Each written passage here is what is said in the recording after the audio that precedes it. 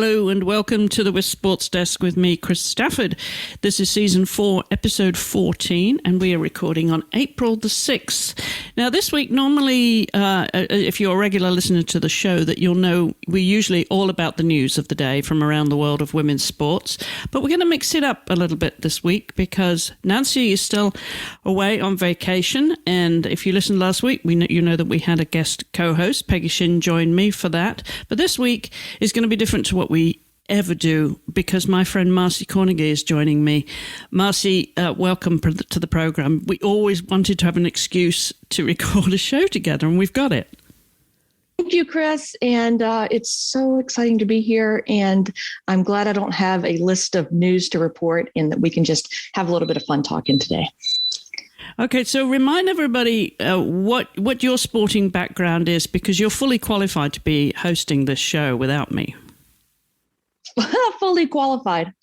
Okay, well, my background is in golf, and I have been playing and coaching the sport for over 20 years. I recently retired and have got into more of a consulting and nonprofit role, and just enjoying a little bit of life right now. Enjoying a little bit of life, I would say. You're fully maximizing on your life day to day, and I love what you do. Just to remind everybody that you used to work for We Coach. That's how we met. And I talked to you, I don't know how many years ago it was, Mars, when we first talked, and you came as a guest on one of our shows, the Amazon show, because we wanted to hear your story of hiking solo the Appalachian Trail. And that is an episode you can listen to. We'll put a link in the show notes at wisports.com so you can go back and listen to that interview. But that's when I really got inspired. When I heard that story of yours, Mars, I got really inspired by your adventurous spirit. And it's something that seems to be in your blood. Have you always had this since a child, that you wanted to go off and meet the challenges out there in nature? I think so. I think my parents are always saying, Mars, you're wonderful, you're great, but you're maybe a little bit different than most.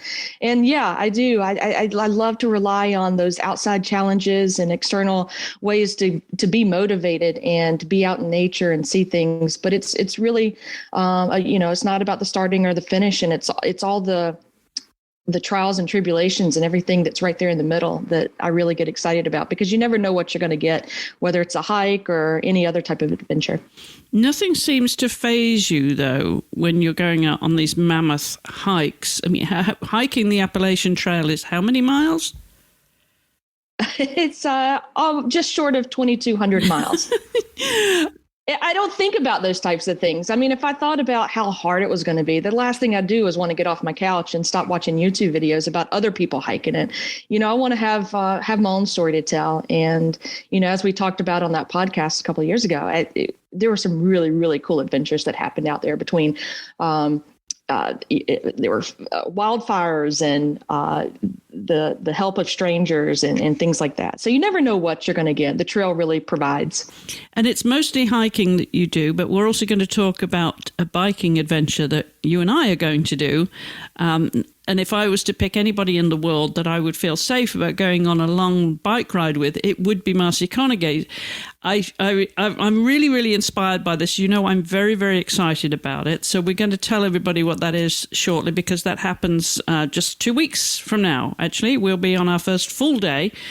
We start on the 19th of April, but we'll tell you more about that in just a moment. I guess we should just get down to a little bit of news of the week. Marci, what's really been sort of headlines around the world this week? Certainly in the US, we'll start with the NCAA basketball Final Four, because that's such a big deal in this country, isn't it? It is. And that was really what was on my radar recently, especially with how the NCAA championships wrapped up last year, if you are familiar with that, and just the disparities between the men's and women's championship, with obviously the women not getting their fair stake in the game, anything from TV rights to having the proper weight and conditioning equipment ready for the athletes.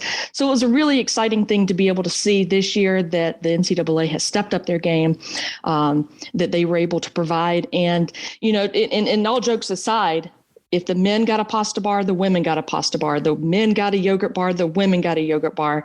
And I think that we're going to continue to see the disparities level out and hopefully equalize that pay gap as well, because that is certainly still the issue that's getting hammered in right now, especially with needing more women in leadership and coaching positions across the board, all sports, but particularly in basketball, both at the collegiate and national level. So, but it was exciting to see the South Carolina Gamecocks come back with their second NCAA title, their first one being in 2017.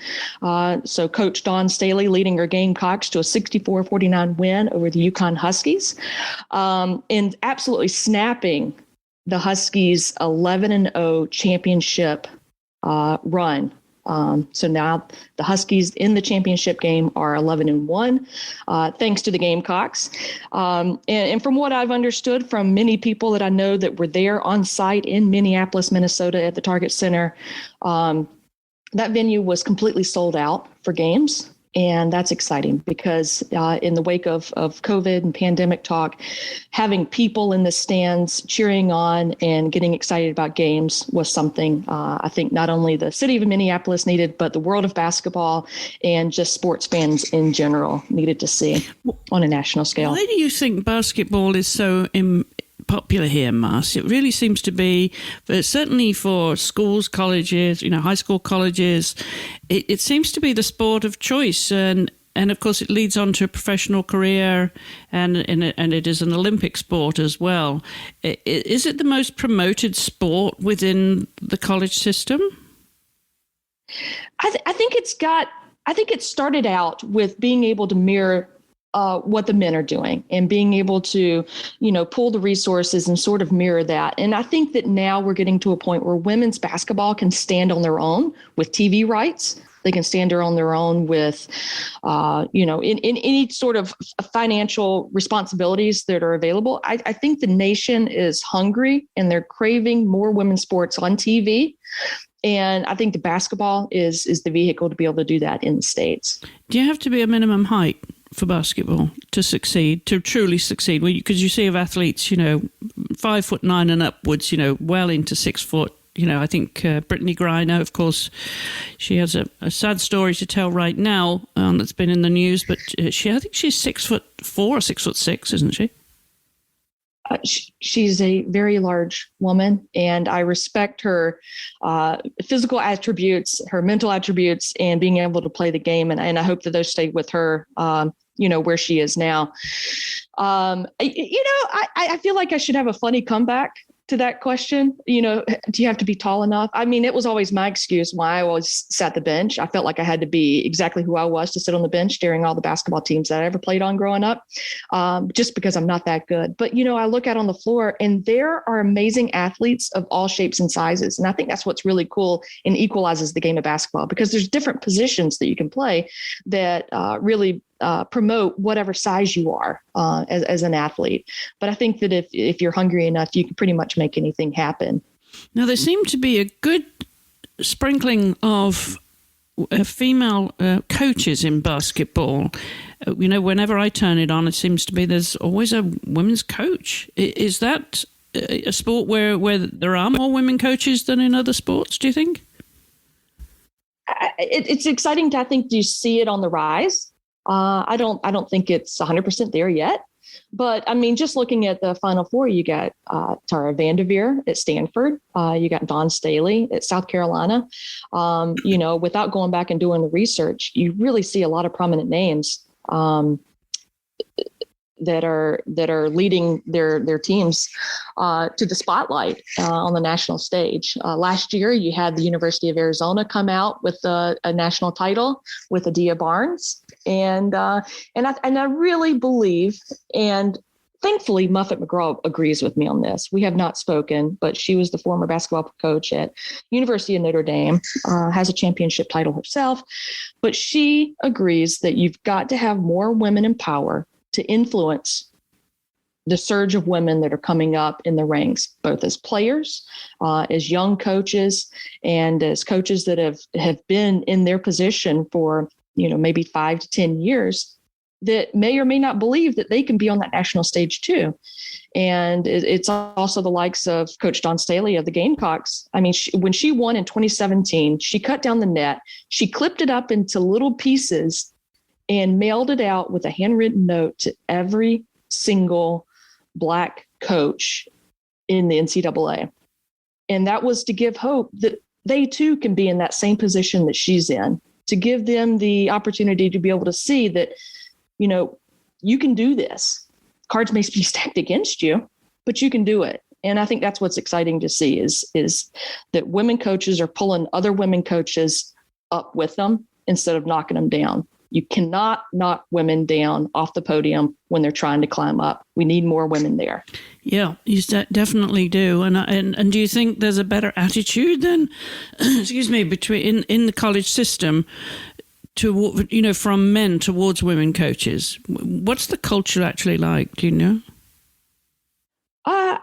I think it's going to be a mixed bag. Everywhere you go, there's always a mixed bag, because you're going to have those coaches that will do nothing but make sure that there's always a woman on the bench with them.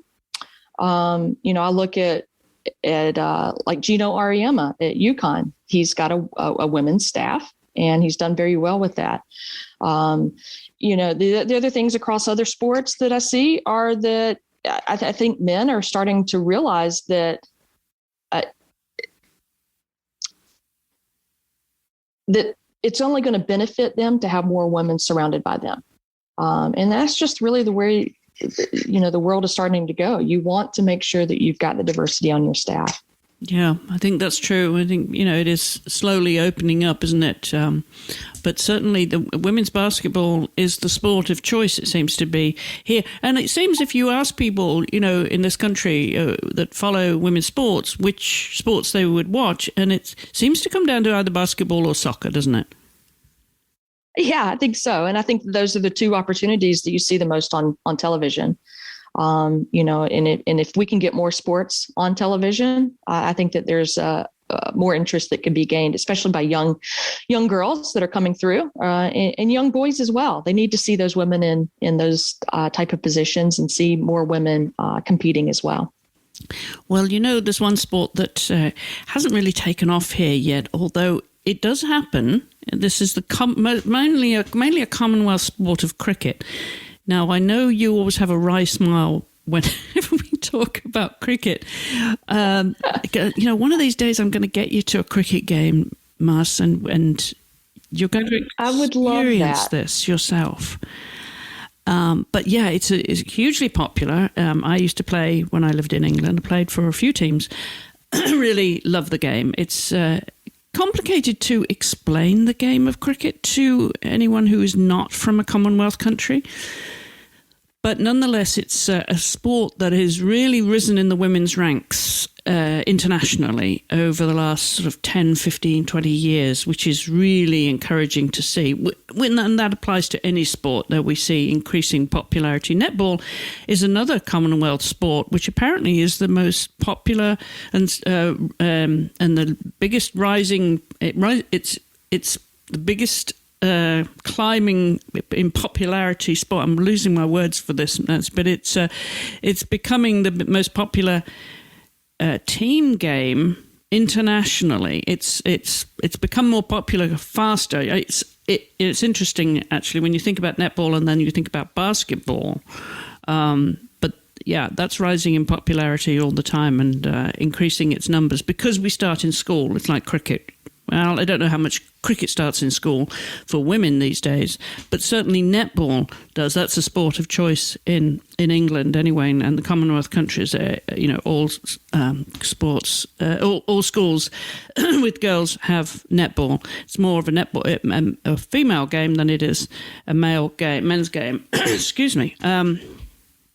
So anyway, going back to cricket, if you listen to the show regularly, you'll know that the Women's World Cup cricket was taking place in New Zealand, and that came to a head this past weekend when Australia, who were clear favourites, they've been unbeaten in any format of the game this year, they took on England, who were the defending champions, because we did actually, I say England, we, being a dual citizen, Mars, we did actually beat India in England 4 years ago, and so we were the defending champion, but we, after a very sticky start to this World Cup series, we, I must say, we lost a few games when, and it took a while to really pick up our form. But we made it through to the final, and we got beaten by 71 runs by Australia, but we put on a really good battle. It was very, very exciting. That took place in Christchurch in New Zealand at the weekend. So congratulations to Australia. Are really on fantastic form. They, there's some sports where they really excel, Mars, Australia, and that's cricket and netball and field hockey, soccer to a certain extent. What do you think of Australia? What sport do you think of when you think of Australia? I think of basketball. Yep. They've had strong basketball teams. Yeah. I think of swimmers that have come out of Australia. Yep. In my little bird brain, I also think of the amazing trails that go across the continent and how I want to get over there and get out into their wilderness area. But I don't know. What else are they? Surfing, of course, they're very good at surfing. Any water sport, they're very good at, and water polo would be another one. Yeah, they're really, really good at and sailing. They're very good at water sports. They have that advantage. But yeah, when you talk about hiking and the things that you love doing, the outback of Australia gives you plenty of opportunity. I have not walked or ridden a bicycle across the country, but I have travelled all over it by land, north, south, east and west. It's a vast, vast country. But yes, lots of hiking opportunities for you out there. But yeah, that's what happened in the world of cricket this week. So congratulations again to Australia. Congratulations to the basketball team from South Carolina. South Carolina Gamecocks. I wonder where they got their name. I always marvel at some of the names of the teams in this country and where they get their names. And of course, there's been soccer going on. We'll have more of that next week as the NWSL and the WSL are really underway now. I should just mention, for the sake of my friend Nancy Gillen, who's the regular co-host on this show, that Leah Williamson, the English player, she's an Arsenal player, the team that I know Nancy supports, her local team. Now Leah has been named as the captain for the upcoming Euros this summer. So congratulations to her. Do you follow soccer? I seem to think that every time I tell you I'm watching an NWSL game, you're not watching it. You're doing something completely different, Marci. So do you have any interest in soccer? I enjoy watching it when finals come about, and being able to tune in at that point. But I'm more of a headlines drifter. I'll catch things when they get really exciting, especially here in the States as well. When things come to a close, I like to watch the best teams.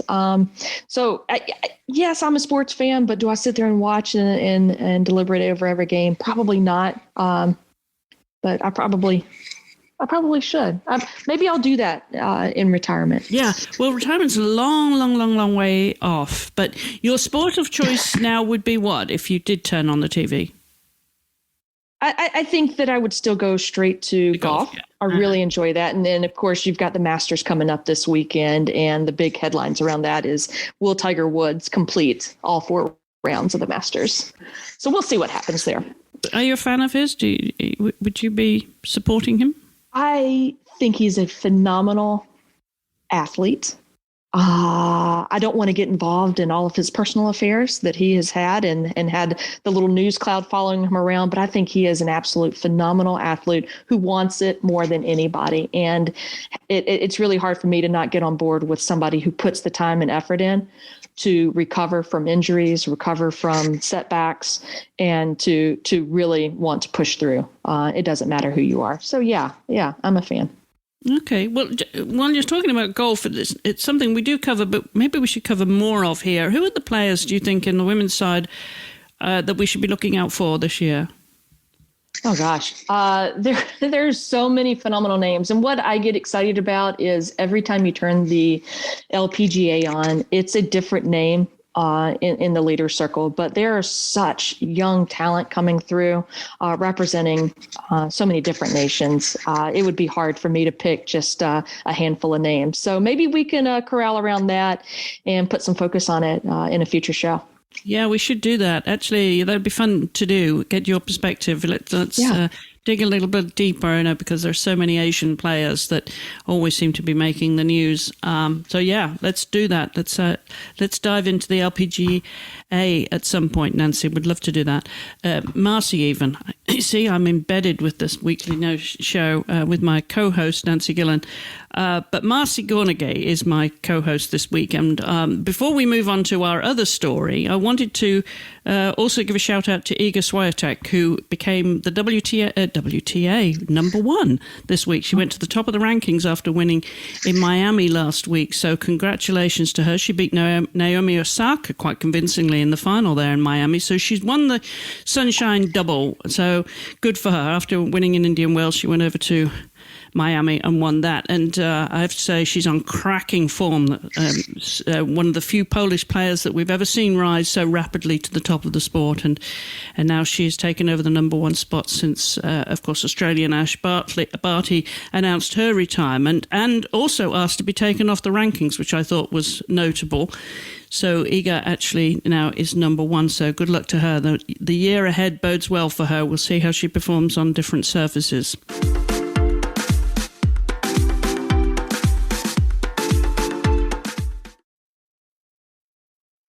All right, we're going to move on now to the other reason why I've got Marci on the show this week, because she and I are going to do something a little bit different, aren't we, Marci? Why don't you tell everybody what we're going to be up to starting on April the 19th, so less than 2 weeks away. Yeah, well, from what I understand, and I'm starting to believe it, but life really happens outside of your comfort zone. And you have convincingly talked me into a long stretch of a bike ride. And you're a biker, you love it. You have conditioned your saddle stature, and you are ready to go. And I am more of like feet to the ground type person. So anyway, we're going to go on this long bike ride. We've got almost around 400 plus or minus 20 or so miles on that side, where we're going to dip our toes in the Chesapeake Bay off of the coast of Maryland at Point Lookout State Park. And we're going to ride north to Washington, D.C. We're going to cruise through. Hopefully the cherry blossoms are still in full bloom, go through the National Mall, see some of those sites, and keep pushing through. And at that point, we'll touch base on the C&O Canal, which is the Chesapeake and Ohio Canal that is in Georgetown, that links Georgetown and Cumberland, Maryland together. That's about 185 miles of canal towpath. And as a matter of fact, I would...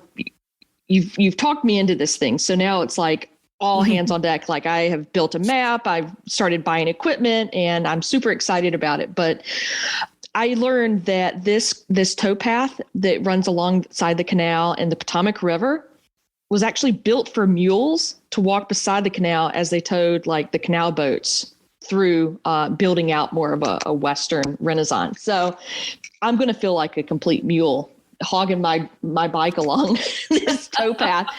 And that's what I'm going to be thinking about the whole time. And from there? We will go through the little bitty city of Cumberland, Maryland, and then jump on another canal path called the Great Allegheny Passage, which will take us another 150 miles all the way to downtown Pittsburgh. And I'm excited. I mean, we're going to see a lot of historical perspectives, the industrial history, highlighting sort of that westward expansion of the United States. We're going to see where coal mining, other industries that came through have built up. And apparently the Great Allegheny Passageway is a legendary trail in its own right, especially for bikers. It's actually part of the Rails to Trails Hall of Fame. So we're going to be riding a Hall of Fame towpath. So close to 400 miles.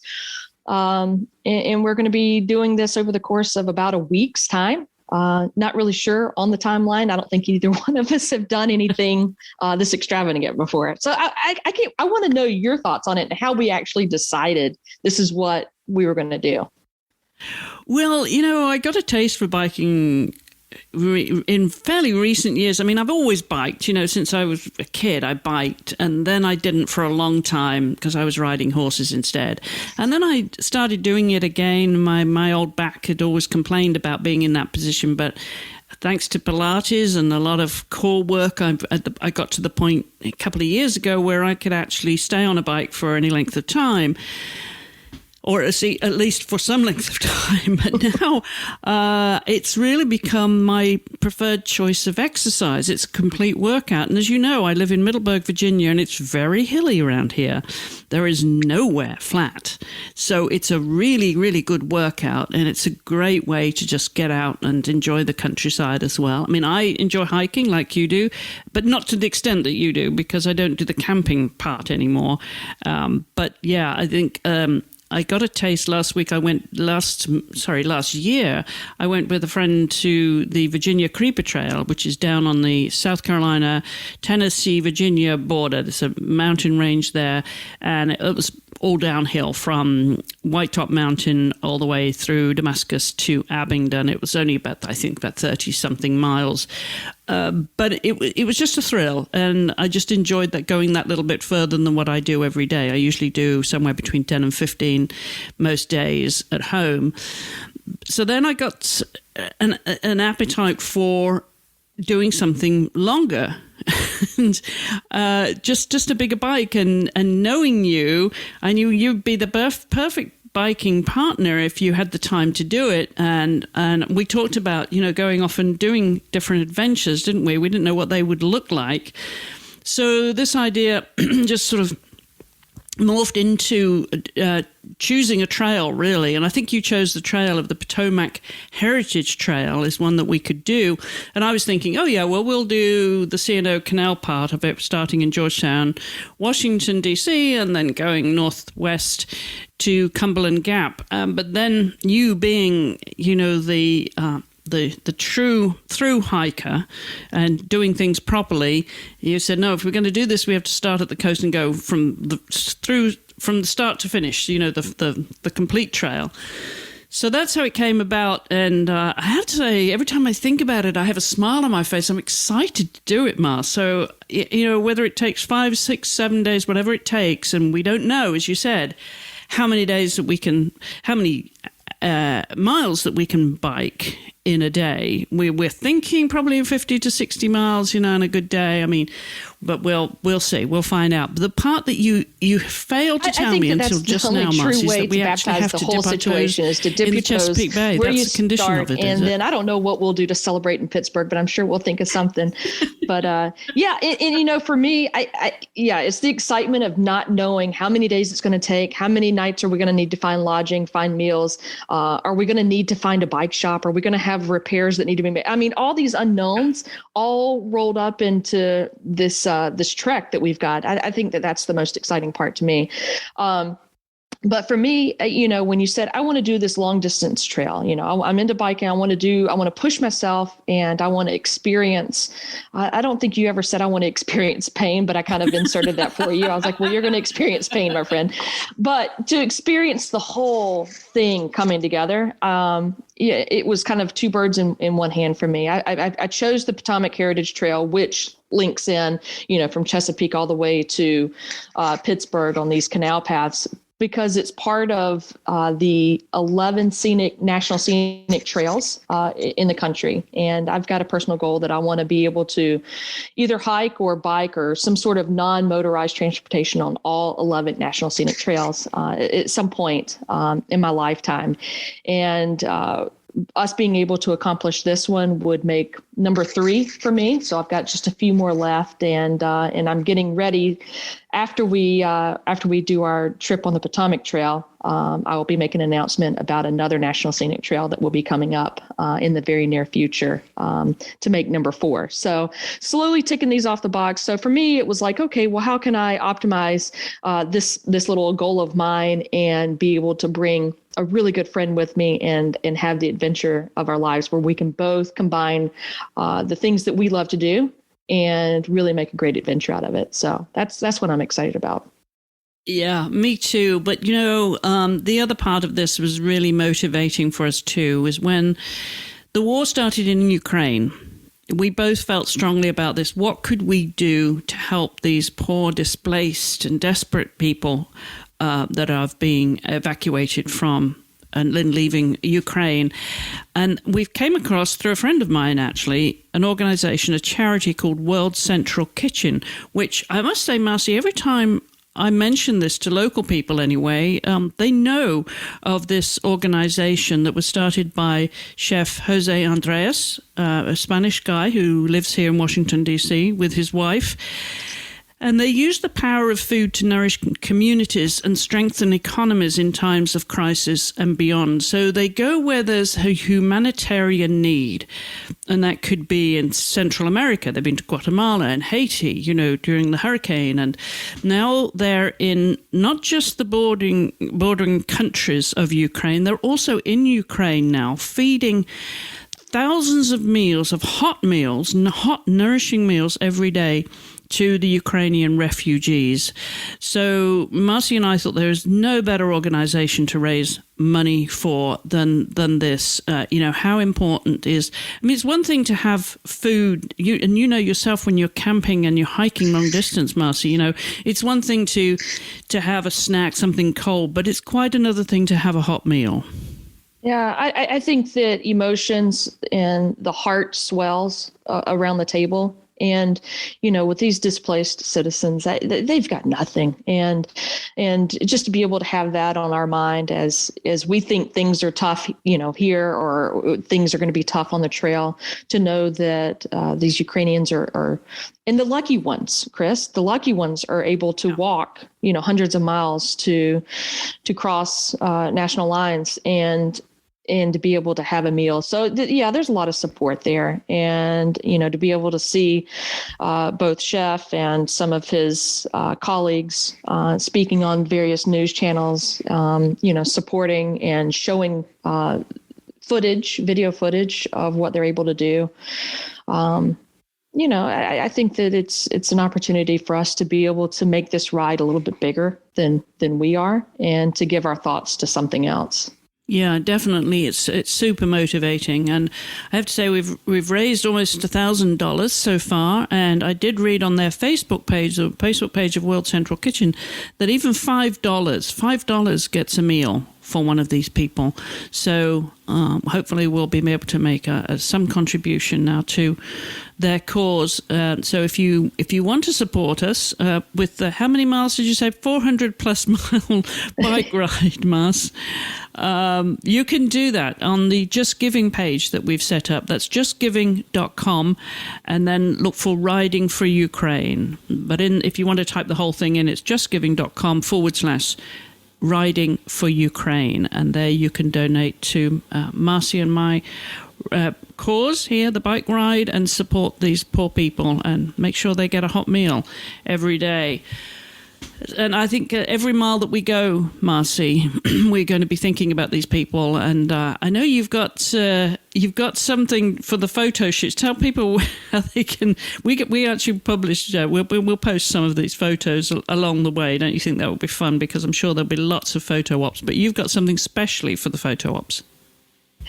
Yeah, we're working on having some bike jerseys be sent to us that say Riding for Ukraine as well. And, just be able to stand out a little bit. The great thing about it with some of these pathways that that they may not be highly populated during the middle of the week when most people are out working, but we will be riding along on a weekend. And that's where the paths are usually quite populated from folks coming in from Washington, D.C. and the city. So hopefully we'll be able to raise a little bit of awareness visually as well. But I hope that we are able to do not only photo ops, but also come back with some video blogs and, just some banter, some bike banter, if you will. Some bike banter. Yeah, definitely. We'll have some bike banter. Hopefully some fun stories to tell. Fingers crossed the weather is kind to us. It'll be a little bit warmer than it currently is in both where you are in New Jersey and where I am in Virginia today as we record.